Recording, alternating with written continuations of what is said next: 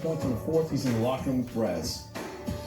Bronx score was tied after one, then Sacramento took off. What were some of the reasons you saw? I think the third quarter, they came out, we missed some shots, they caught fire and took the lead, bumped it up after that. Yeah, you guys scored 17 in that quarter. What happened out there?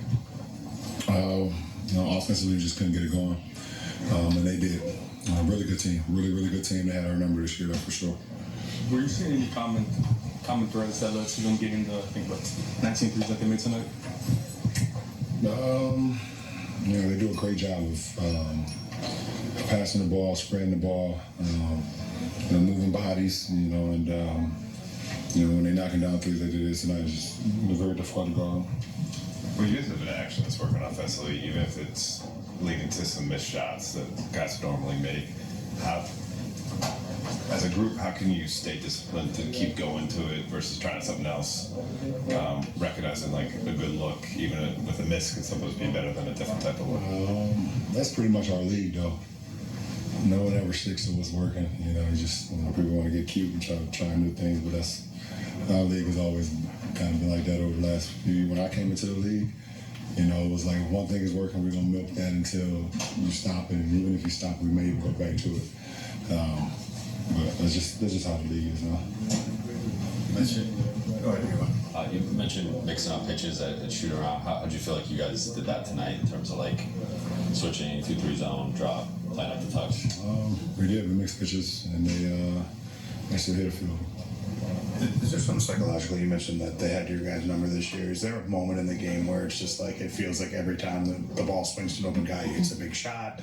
Is there any weight to that in the out there? That It's the ones is when you stop an offensive team like that and then they get a second chance and they kick out. Those are the ones that's kind of demoralizing when you play 24 seconds or whatever the case, and they build great defense. Ball bounces the wrong way and they get an offensive rebound and they hit a three. Those are always the ones that kill you. Big picture, Golden State Saturday. Do you feel like recently there's been really no let up in these games? No, we already knew we was like in the gauntlet of our schedule. It started with that. What was it, Denver, I believe, at home. And we already knew we had all the teams that was coming in, everybody positioning, jockeying some of the best teams in the league. I think it was like Denver, Sacramento. Obviously, we played Milwaukee, and some of the other teams, OKC, we had them on the list. So, we knew it was a tough stretch for our ball club. But, even with the loss to Denver, even with the loss to, Sac both times, we still been playing some good ball. Is there something? Rui, I think, started 8 for 10 and then got just that one corner three in the fourth. I think that's the only shot he took.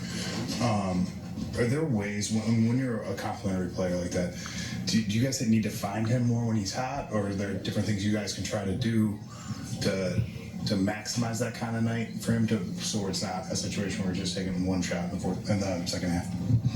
Obviously, when a guy has it going, you always want to try to find him.